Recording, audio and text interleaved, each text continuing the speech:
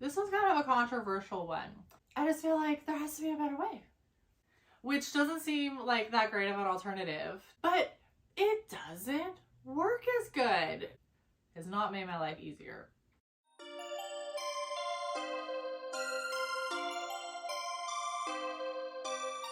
Hello and welcome to the Life of the Troxels. My name is Laura, and today I wanted to talk about the products that are considered better products but are actually not better. So this all started with when I was switching over the cooking spray that I use. I was switching from the regular like Pam cooking spray to an avocado oil spray, and it didn't work as good. I used the same pans, I used the same utensils, and it was just sticking so much more. And I was thinking how this avocado oil is supposed to be so much better for you, and it really wasn't making my life any better. So there were a couple other instances that were coming up, and I was like, man, I really want to talk about how there are products that are supposed to be better for you that aren't better than the ones that I've been using this whole time. So I have my laptop here, so I have my notes that I wanted to share. And if this is a video that you're interested in and maybe you have similar ideas and similar opinions as me, go ahead and give this video a thumbs up so I know that you like it. It really helps me grow my channel. We're still a little YouTube channel, so trying to figure it out, but having a lot of fun experimenting and trying different videos. And I really hope that you'll subscribe, stay along, at least give this video a thumbs up just to help me out. And let's get to the video. So like I said, the first one was cooking oil, and specifically avocado oil. Now I have to say, different brands do a better job, so I really do use avocado oil like 90% of the time. Even when I'm like baking, it doesn't affect my baking or the taste or anything like that. But that was a big switch for me that I really had to work through, moving from just the regular like canola oil or even olive oil into an avocado oil. Took a second for me to get there because I really don't think it was as good as the old-fashioned canola oil. So along those same lines is dishwasher tablets. Now I've always been a Cxdy girl. I love the little Cxdy pods, and we run our dishwasher almost every night. We can maybe skip a night here or there, and you'll watch those dishwasher commercials or dishwasher soap commercials, specifically Cxdy, and they're like, have you ever had trouble, cleaning your dishes or your dishwasher getting it clean? And we're like, no, we've never had that issue. Our dishwasher works awesome, and our soap works awesome, and I love it. But I was trying out some like healthier options, supposedly, where they have maybe less additives or less dyes and things like that, and I gave it a shot. Same dishwasher, same amount of dishes in the dishwasher, and they came out not as clean. There were at least 3 or 4 dishes every single time that I would have to wash my hands. And I was like, this is really weird. Why is this happening? Oh, because I switched my soap. So now I have to use more water, which doesn't seem like that great of an alternative, to use this soap that's supposedly better for some obscure reason. Or I could just stick with my Cxdy, my tried and true, and have sparkling dishes every single time. I mean, even like price comparison, like Cxdy's a name brand, and it was still cheaper than like whatever this dish soap was. Then my next one is aluminum-free deodorant. And I'm sure this has been talked about to death, but aluminum-free deodorant just doesn't help with the body odor that regular deodorant does. And it's supposedly, again, better to have this aluminum-free, and it's better for your body to not have all these like additives in it. Okay, I'm on board for that.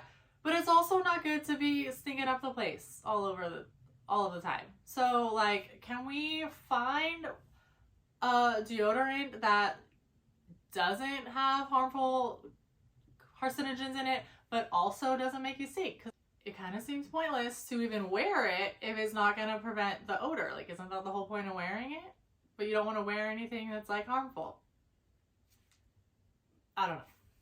So the next one is paper straws. Now, I understand why paper straws became a thing. Plastic's not good. You know, I'm all about saving the sea turtles. You know, we're cutting up our soda. What are those even called? Those soda hangers and whatever when you're getting from the store, because we grew up in the 90s. We were showing those videos of those sea turtles that were trapped in all of this plastic. But then these straws disintegrate as soon as you put them into your drink, and then they get holes in them, and so they don't work, and then they taste weird in your mouth, and so you can't drink it fast enough, so you're then using like 2 or 3 straws and switching them out because you can't, there's no access to plastic straws anymore. And so I was like, okay, now we have paper straws that I'm using 3 or 4 of them instead of my plastic one, which I was using 1. And my paper is still going in the trash. It's not like I'm recycling this paper straw that now has liquid all over it. And I just feel like there has to be a better way. What is my other option? There has to be something in between, like killing sea turtles and killing trees. I personally like using the silicone straws. I do use the silicone reusable straws. I enjoy that. But there's a time and a place where you just need a disposable straw that you can drink and you can throw it out and not have to carry it around with you. And so the next one is sulfate-free shampoo. And again, I'm aware of why these are all really important. You know, I do get my hair done. I understand you don't want to, you know, mess up the hair dye that you've gotten, and it doesn't have all these other like supposedly bad chemicals for you that you're putting like directly on your scalp and your brain, but it doesn't work as good. We need to find a product that can actually lather and actually feels good and actually smells good and rinses out cleanly, because I'm using these sulfate-free shampoos and then I feel like I still excuse me. I just feel like my hair's still dirty. It's not, if you have a recommendation for one that's good, I'm totally open to using these like better alternatives, but I just haven't come across any that work as good as my like plain old like Head and Shoulders shampoo. So another one is soy candles, or specifically candles with soy wax. And again, it has to do with like when you're burning it, that's like the whatever goes up into the air and is burning and you're breathing it in, and it's like bad for you. But they don't burn as nicely. It's like a smaller flame and it's not as like vibrant, and then the scent isn't as strong, and all of the scents are like natural and dainty scents. And I'm like, sometimes I personally like using candles as like an air freshener where the flame and the scent kind of clean the air that is there. So if I have these little dainty soy candles that cost more money and don't do a good of a job, it's like, well, now I want the option of some like really strong candles. So I've been not going to Bath and Body Works. I've been going to other brands, but I have still been trying to find the ones that really have that good scent output. So this was kind of a controversial one, but I also don't love the idea of 100% electric cars. Now I live in California, so this is everywhere around where I live. And again, I understand the appeal of them. 100% electric, you're not using like the fossil fuels, and you don't have the same, you know, pollution that goes along with it, like the smog pollution that goes along with it. That's like about where the benefits stop for me, because everything else is just not as good. One, the type of lifestyle that we have, we need a large car. We have 3 kids, we have a dog, we have a trailer and a boat, and we need to be able to pull these vehicles with us for the hobbies and the vacations that we go on. And electric cars do not have that capability, at least at this point. The ability to fill it up with gas really quickly on these long road trips and have the options of filling up your car in order to travel long distances, that's not as easily available. It's kind of coming along. I can see how that's happening, but for us, we need to have access to our fuel for our long distance road trips. Electric car batteries are a huge drain on the environment, pulling the lithium from the ground, as well as like all of the landfills that the batteries go into is now hazardous waste.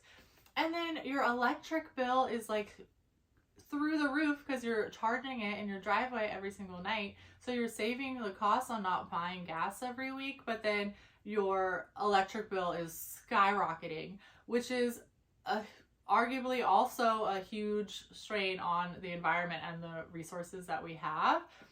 So I just don't feel like the benefits of having an 100% electric vehicle outweigh these other cons that are there, as well as it doesn't work for the lifestyle that we have. And again, we live in California, so this is a controversial opinion to where we live, but we will not be switching over to a 100% electric vehicle. So something on a little bit lighter of a topic is matcha.